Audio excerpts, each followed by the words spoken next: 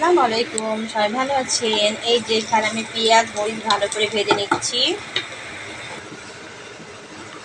এখানে আমি আদা পেস্ট, রসুন, পেঁয়াজ আর যাবতীয় মশলা দিয়ে কষাই নিব।